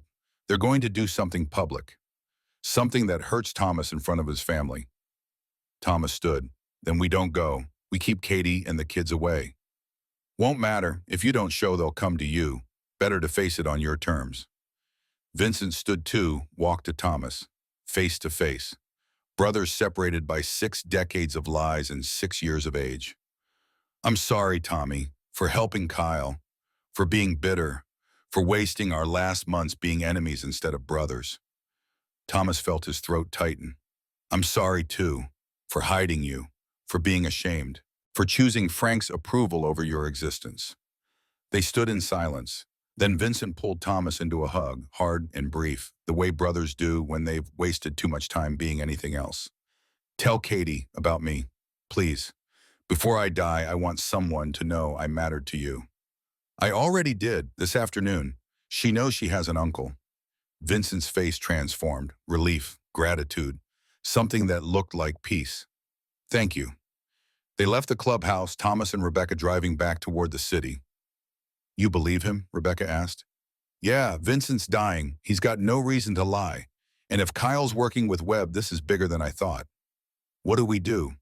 We tell Morrison, we prepare, and tomorrow we go to that courthouse ready for anything. At midnight, back at Thomas's apartment, they strategized. Called Morrison, explained the Webb connection. Morrison ran the name, confirmed Webb was out of prison, current whereabouts unknown. I'll have extra security at the courthouse. But Brennan, if this is a setup, you should stay away. Can't. If I don't show, they'll go after Katie. Better me than her. They tried to sleep. Thomas on the couch, Rebecca in the bedroom. But sleep was impossible. At 3 a.m. they gave up, sat at the small table, drinking coffee, watching the clock tick toward morning. Your father would be proud of you, Rebecca said it quietly. Captain Mitchell, he saved your life so you could do this. Save your family. Stop your son from destroying himself. Or I'm about to get everyone killed. No, you're about to be present. That's all any father can do. Dawn came gray and cold. They dressed in silence. Thomas wore a clean shirt, decent jeans, jacket, trying to look like a father, not a criminal. Katie and Miguel met them at the courthouse. Emma and Lucas were with them. Thomas's breath caught. His grandchildren. In person, not photos. Real. Lucas ran up to him. Grandpa Thomas, Mom said we could come see you. Emma hung back, 12 years old and cautious, but watching him with curious eyes. Thomas knelt down eye level with Lucas. Hey, buddy, I'm glad you're here. Are you really a Marine from Vietnam? I was, long time ago. That's so cool. I want to be a Marine too. Katie was watching this interaction, tears in her eyes, Miguel's hand on her shoulder. Emma approached slowly. Hi, I'm Emma. Hi, Emma. Your mom tells me you want to be a social worker. Yeah, help people, like Rebecca. Rebecca stepped forward, extended her hand to Emma. I work with veterans. Maybe you could volunteer at the center sometime. Learn about the work. Emma's face lit up. Really, really. The moment was interrupted by Detective Morrison approaching. Brennan, we need to talk. Kyle's lawyer is pushing for immediate release. Claims you're the threat, not him. Judge is considering it. He killed his parole officer. We have no proof. Body was found, but evidence is circumstantial. Without concrete proof and with his claims about you, the judge might grant bail. Thomas looked at his family. Katie, Miguel, Emma, Lucas, Rebecca, all of them here because he'd asked. All of them in danger because of him. Then I need to talk to Kyle directly. End this. That's a terrible idea. It's the only idea I have left. Morrison hesitated, then nodded. 5 minutes. Holding cell. I'll be watching. They descended into the courthouse basement. Holding cells lined one wall. Kyle sat in the second one, orange jumpsuit, hands cuffed. He looked up when Thomas approached. That familiar face. Thomas's face at 35. Before the violence fully marked him. Come to finish the job, Kyle's voice was cold. No, I came to talk, father to son, for the first time in 20 years. We have nothing to talk about. We have everything to talk about, starting with Marcus Webb.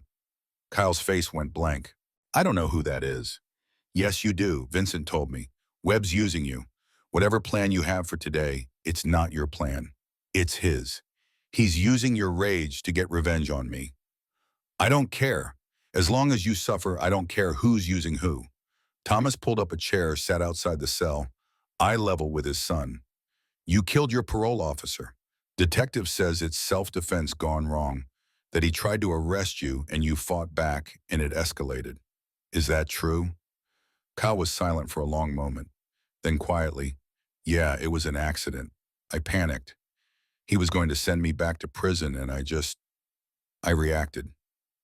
Like I taught you, react with violence always. Yeah, like you taught me, boy. Thomas took a breath. I'm sorry, Kyle, for teaching you that, for being the kind of father who made you think violence was strength. I was wrong. About everything. Kyle's mask cracked slightly. Too late for sorry. Maybe, but I'm saying it anyway. You're my son. I love you. I always loved you. I just didn't know how to show it. And now you're sitting in this cell planning something with Webb that's going to destroy both of us. I'm not planning anything. Then why did Webb send you photos of Emma and Lucas? Why does he know where Katie lives? Why is he at this courthouse right now waiting for the arraignment? Kyle's face went white. How do you know about the photos?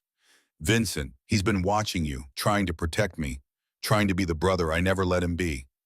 Vincent told you he betrayed me. He's trying to save you, save both of us. Kyle, whatever Webb told you, whatever he promised, it's a lie. He's using your anger to hurt me, and when he's done, he'll throw you away. Kyle stood paced the small cell. Webb said, he said if I distracted you at the courthouse, he'd make sure Katie and the kids were safe, that he'd only hurt you, not them. Thomas's blood went cold. Yipaha, and you believed him, Kyle, he's lying. Webb wants everyone to suffer. That's who he is. Kyle's hands were shaking now. What did I do? Oh God, what did I do? Where's Webb? What's the plan? He's supposed to approach Katie during the arraignment, say something to make you react, make you violent in front of the judge, prove you're dangerous. And then I don't know. He said that was it. But he had a gun. I saw it when we met last night. Thomas was on his feet. Morrison, we need to evacuate now. Webb's here with a weapon. But it was too late. Upstairs in the courtroom corridor, chaos erupted. Gunshots, screaming. Thomas ran. Thomas took the stairs, three at a time, gun drawn, Morrison behind him shouting orders into his radio. The courthouse erupted into controlled chaos, bailiffs hurting civilians, officers converging on the sound of gunfire. The corridor outside courtroom 3 was a war zone. People pressed against walls, some lying flat, others running. Thomas scanned for his family, heart hammering against his ribs. There, Katie shielding Emma and Lucas against a door. Miguel standing in front of them, arms spread wide, and approaching them, gun raised, was Marcus Webb. 52 years old, prison lean eyes burning with 20 years of stored rage. The man Thomas had beaten so badly he'd needed reconstructive surgery. The man who'd sworn revenge even as blood filled his mouth.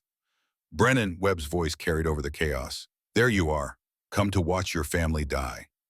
Thomas stepped into the open weapon at his side, but visible.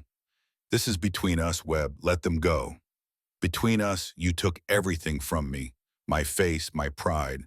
20 years of my life in prison because you beat me so bad the cops actually charged me with something to cover for you. Now I take everything from you. Katie's voice was steady despite the terror in her eyes.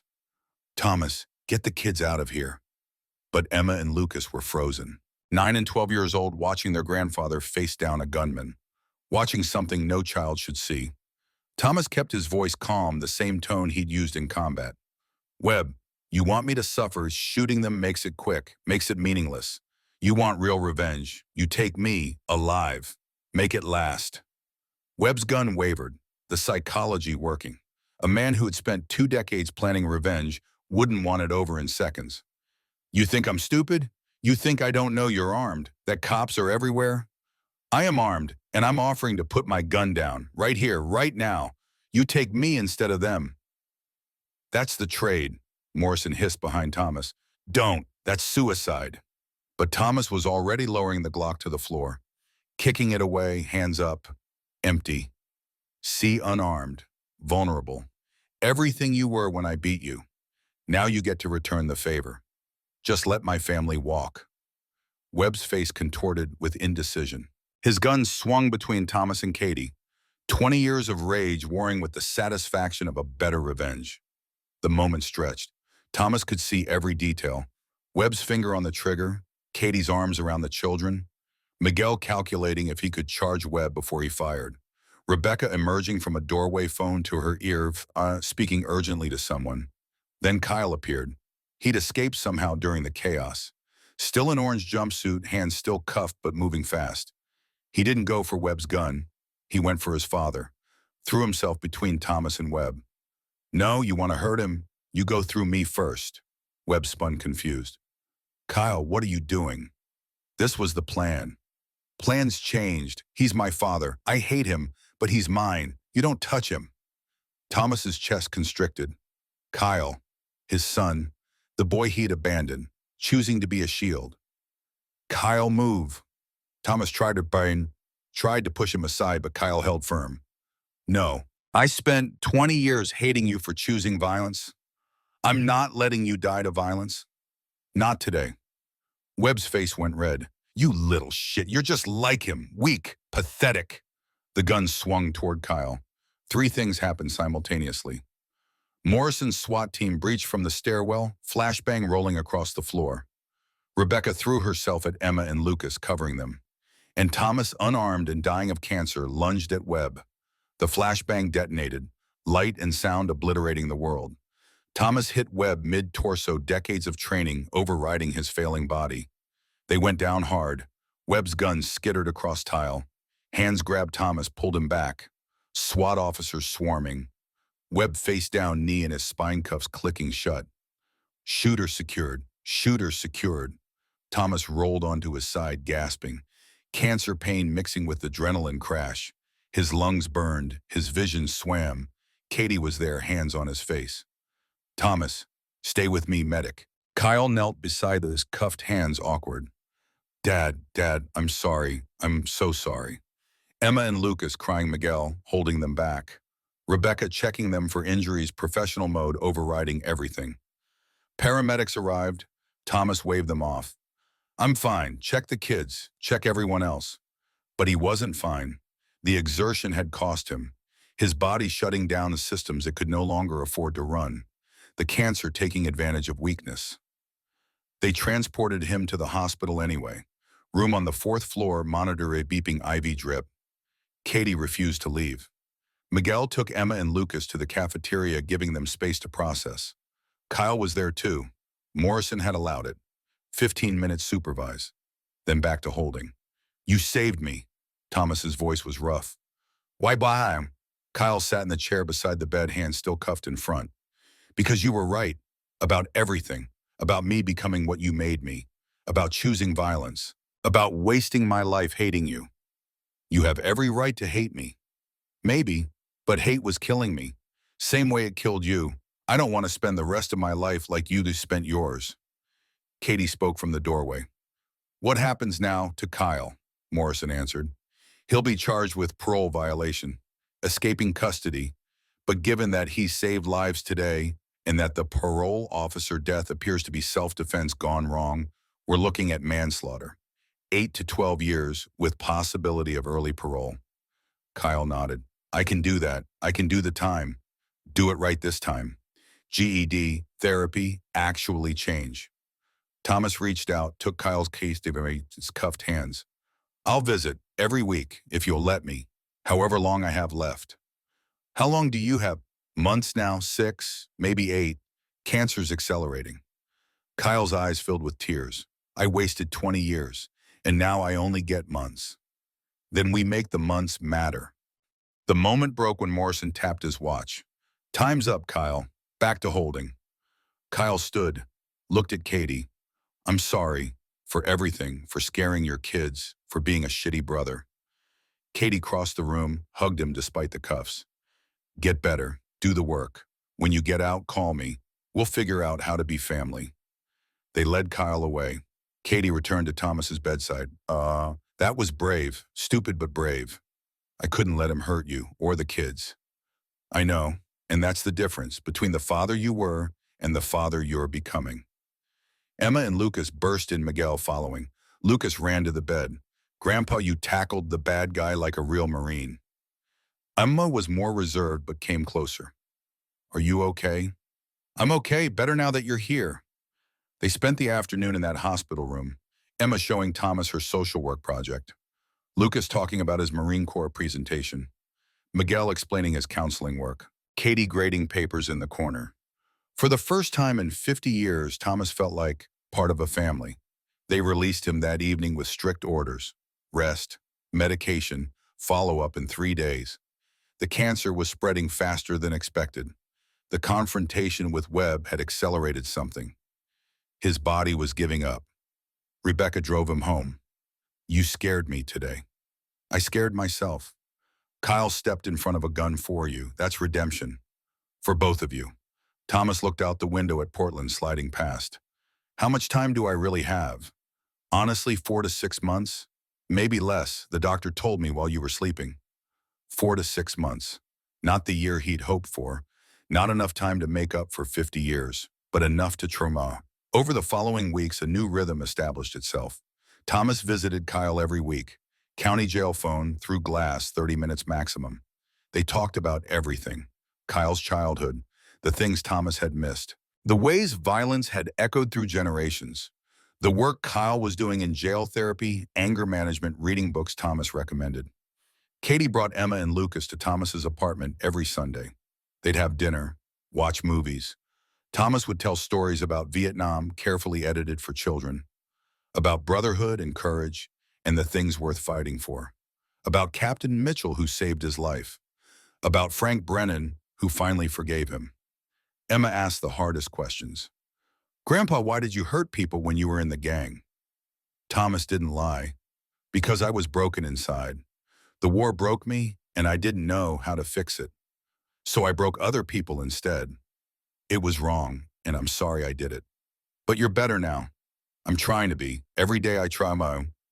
Lucas was simpler. He just wanted to be near Thomas, to hear war stories, to learn about honor and duty and sacrifice, to understand what it meant to be a Marine. Will you come to my next presentation at school? If I'm still here, I'll be there.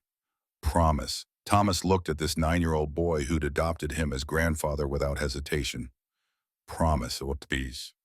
6 weeks after the courthouse Frank died, Thomas was with him, Katie too, and Emma and Lucas, who'd visited their great-grandfather every week, reading to him, talking to him, loving him, despite never really knowing him. Frank woke one last time, lucid, clear. He looked at each face. Tommy, you kept your promise. You're here. Yeah, Pop, I am here. And this is Katie all grown up. Katie took his other hand. Hi, Grandpa Frank. Beautiful, so beautiful. Frank's eyes moved to Emma and Lucas. And these are your great-grandchildren, Emma and Lucas. Frank smiled, genuine joy despite the dying. I'm proud of you, son. You did it. You fixed what I broke. You didn't break me, Pop. You did your best. My best wasn't good enough, but yours is. Keep going. Keep being there.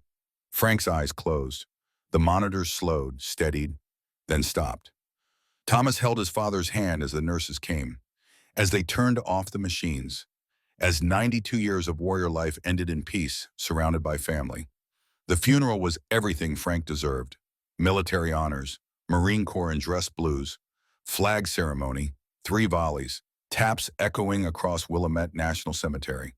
Thomas wore his own dress, blues pins gleaming, standing at attention, despite cancer eating him from inside. Katie beside him holding the folded flag. Miguel with the kids, Rebecca standing witness, and in the back, unexpected Vincent Dalton. In civilian clothes, no gang insignia, just an old man paying respects to the stepfather who'd never acknowledged him. After Vincent approached, he was a good man, even if he didn't want me around. Thomas embraced his brother. He knew, at the end. I told him about you, about us. He understood. Did he forgive me for existing? He forgave both of us. For everything. Vincent pulled back, and Thomas saw how much the liver failure had progressed. His brother was yellow, gaunt eyes dimming. How long you got? Weeks, maybe days. Hospice starts tomorrow. I'll visit. We'll do it right this time. Brothers to the end. Vincent smiled. Brothers to the end. Semper Fi Ghost. Semper Fi Reaper. Thomas kept his promise. Visited Vincent in hospice 3 times a week. Brought photos of Katie, Emma, Lucas. Told stories about Frank's funeral. About Kyle in jail doing the work. About the family Vincent had been excluded from finally knowing he existed. Vincent died on a Tuesday in late spring. Thomas was holding his hand, no one else there. Just 2 brothers who'd survived Khe-Sanh only to spend 50 years pretending they weren't related. Tommy, Vincent's voice was barely audible. You think we did okay at the end? Yeah, Vince, we did okay. Good. That's good. Vincent's eyes closed, his breathing stopped. The older brother Thomas had hidden for 6 decades, finally at peace. Thomas arranged the funeral. Small gathering, a few old angels, Katie and her family, Rebecca, Detective Morrison, who'd come to respect both brothers. No military honors for Vincent. He hadn't served honorably enough. But Thomas spoke. This is Vincent Dalton, my brother, my blood. We survived hell together in Vietnam, and we spent 50 years living in different hells at home. He made mistakes, so did I. But at the end, we remembered what mattered, that we were brothers. That family is the only thing that survives us. Katie stepped forward, placed a flower on the casket.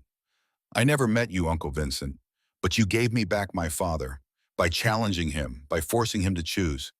Thank you for that. They buried Vincent in a civilian cemetery, simple headstone. Thomas visited every week after talking to his brother like he was still there. Summer came. Thomas's health declined steadily. The cancer in his lungs, his bones, his liver. Each week weaker, each breath harder, moving from cane to walker to wheelchair. But he kept his promises. Visited Kyle every week without fail. Went to Lucas's school presentation in a wheelchair, Katie pushing, and listened to his grandson talk about my grandpa, the Marine hero. Watched Emma volunteer at Rebecca's Veterans Center, helping wounded warriors the way Rebecca had helped him. Had Sunday dinners with Katie's family, even when he could barely eat. Just being there. Present. The way Frank had told him. By August, hospice moved equipment into Katie's house. Hospital bed in the living room. Morphine pump, oxygen concentrator, the machinery of dying. I want one more ride. Thomas said it on a clear morning in September. On the Harley, before I can't. Katie tried to argue. The doctor said it was impossible. His body couldn't handle it, but Thomas was determined. I'm dying anyway. Let me die doing something I love. They compromised. Katie rode behind him, arms around his waist like she had as a child. Miguel followed in the car with Emma and Lucas, Rebecca beside him with medical kit. They rode slowly, carefully. Thomas's body too weak for the speed he'd once loved. But the engine rumbled, the wind moved. Portland spread out around them. They rode to the coast, Cannon Beach, sat on the sand, watching waves. Thank you. Katie's voice was soft. For trying, for being here, for being my dad at the end. I should have been your dad at the beginning. But you're here now, that's what matters. Thomas's breathing was labored. The ride had cost him more than he'd admit, but it was worth it. I'm proud of you, the mother you are, the teacher, the person. You became everything I wasn't. I learned from your mistakes. That's its own kind of gift. When they sat until sunset, father and daughter making peace with everything that had been and everything that could never be. Back at Katie's house, Thomas weakened rapidly. The ride had been his last act of defiance. Now his body was done fighting. Days blurred together, moments of lucidity between morphine clouds, faces appearing and disappearing. Katie reading to him, Emma showing him schoolwork, Lucas talking about the Marines. Kyle called from prison. Dad, I heard, they're letting me out for a few hours, on compassionate release. I'm coming to say goodbye. You don't have to. Yeah, I do. You came every week for me. I'm coming this once for you. Kyle arrived in his orange jumpsuit, cuffed and escorted, but they removed the cuffs in Thomas's presence, gave them privacy. Father and son alone. I'm scared. Kyle's voice broke. I'm scared of being alone again, of going back to who I was. You're not alone. Katie will visit. Emma and Lucas will write. And when you get out, you'll have family waiting. What if I can't change? What if I'm too broken? Thomas reached up, touched Kyle's face. You already changed. You stepped in front of a gun, chose to protect instead of destroy. That's change. Everything after is just practice. I love you, Dad. I know I never said it, but I do. I love you too, son. Always did. Just didn't know how to show it. Kyle laid his head on his father's chest, crying. Thomas held him, this man-child who'd needed a father and gotten a ghost. Finally getting what he needed, even if it was 50 years too late. They took Kyle away, back to jail. But his face was different, lighter, like a weight had lifted. That night, surrounded by family, Tom and Brennan began to die. Katie held one hand. Rebecca held the other. Emma and Lucas at the foot of the bed. Miguel standing watch.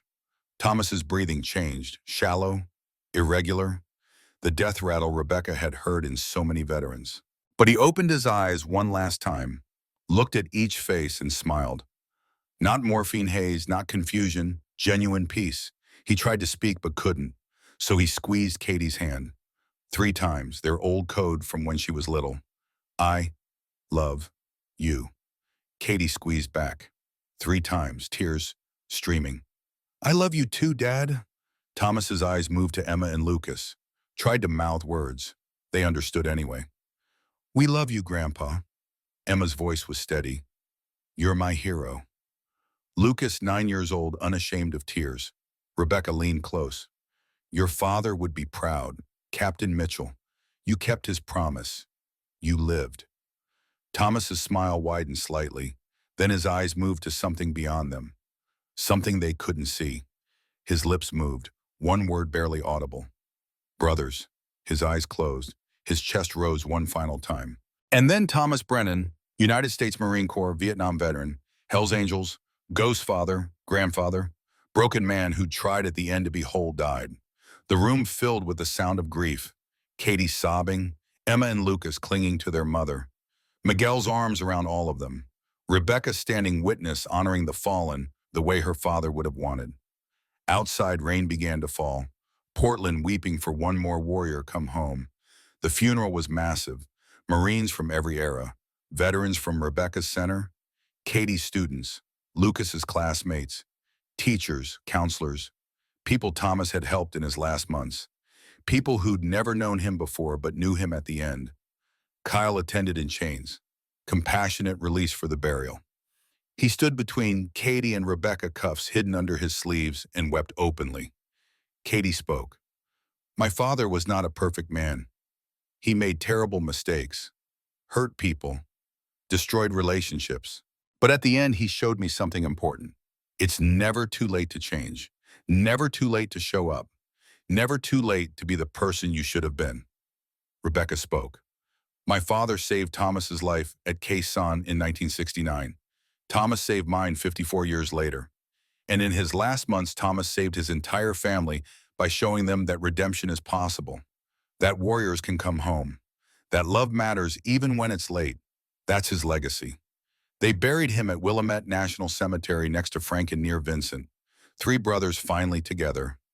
Marine Corps honors, flag ceremony, 3 volleys, taps. When they lowered the casket, Katie placed Lucas's Marine Corps presentation inside. So he remembers he was a hero, even if he didn't always believe it. Emma placed her social work project. So he knows the work continues. Miguel placed a photo of their family, all of them together at last. So he's never alone. And Kyle, supervised by guards but allowed this moment, placed a letter. So he knows I forgive him, and I'll spend my life being better than he was, the way he wanted. 5 years later, Katie stood in front of a new community center. Brennan Family Veterans Support Center read the sign above the door. Funded by donations, staffed by volunteers dedicated to helping veterans and their families heal. Rebecca was director, Emma, now 17, and headed to Portland State in the fall, volunteered every weekend. Lucas, 14, and determined, helped with younger kids who needed mentors. Kyle had been released after 7 years for good behavior. He lived in a small apartment near Katie, worked at the auto shop where Thomas once worked, attended mandatory therapy 3 times a week. He came to the center every Tuesday, leading a group for former inmates trying to rebuild their lives. On the 5-year anniversary of Thomas's death, the family gathered at his grave. Katie, Miguel, Emma, Lucas, Kyle with his sponsor from AA, Rebecca with her new partner, another veteran she'd helped heal. They placed flowers, told stories, laughed about the good moments, and cried about the wasted years. Lucas, now taller voice, deeper, read from a letter he'd written. Dear Grandpa Thomas, I'm 15 now, in high school. Still want to be a Marine, not because of the violence, because of the brotherhood, because of the courage to change, because you showed me that being strong means admitting when you're weak. I miss you, but I see you every day. In the center, in Uncle Kyle's face when he talks to troubled kids, in Mom's patience, in the family you built at the very end. Semper Fi, Grandpa. Emma spoke next. I start college next month, social work major like we planned. I want to help veterans like you needed help, like all the broken warriors who can't find their way home. The center helped me understand that helping people isn't about fixing them. It's about being there, being present. That's what you did, Grandpa. In your last year, you were there, and that changed it everything. Kyle stood a hand steady. 5 years clean, no violence, no crime, no arrests. I work, I pay taxes, I help kids avoid the mistakes I made. And every day I think about what you said in that courthouse, that it's never too late to change, that I'm better than I think. Most days I believe it. Hard days I come here and remember you believed it first. Thanks for not giving up, Dad, even when I gave you every reason. Katie was last. She knelt by the headstone, touched the engraved letters of his name. 5 years feels like yesterday and forever. The center helps 30 veterans a week now. We've prevented 4 suicides, helped 20 families reconcile, all because you showed us it's possible, that broken people can heal if someone just shows up. You showed up, finally, at the end, and it saved us all. Kyle's sober, Emma's going to college. Lucas knows his heritage. I'm whole again. Rest easy, Dad. Semper Fi. They stood together, 5 years of healing visible in their faces, still broken in places, still carrying scars, but healing. Together, as family. Rebecca placed a final item on the grave, a photo of Thomas in his dress blues, taken at Frank's funeral, standing at attention despite dying. He wore violence for 20 years. Thought it defined him, but it didn't. This did. She gestured to the family around her. This love, this forgiveness, this second chance, that's who Thomas Brennan really was. Not the mistakes, not the violence, the choice to change when change seemed impossible. As they walked away, a young veteran approached the grave. Maybe 25 prosthetic, arm-visible eyes carrying that familiar weight. He stood at attention, saluted the headstone, spoke quietly. "Thank you, sir. The center saved my life. Rebecca helped me, but she said you showed her how. How to help broken warriors come home. I'm home now, because of you. Semper Fi." The veteran left flowers he'd brought. The cycle continued. Warriors helping warriors. Broken people healing broken people. Thomas's legacy spreading like ripples from a stone dropped in dark water. At Cannon Beach, where Thomas and Katie had ridden that last time, a small memorial plaque now marked the spot. Placed by the family, visited by strangers who read the words and understood. Thomas Ghost Brennan, 1955-2024, U.S. Marine Corps, Vietnam veteran, father, grandfather, brother. He learned late, but he learned well. It's never too late to come home. The sun set over the Pacific. Waves rolled in their eternal rhythm. And somewhere in whatever comes after, three brothers finally rested together. Frank Brennan, who'd fought at Normandy and learned to forgive at 92. Vincent Dalton, who'd survived Khe Sanh and died knowing he mattered. Thomas Brennan, who'd spent 50 years running from love and spent his last year running toward it.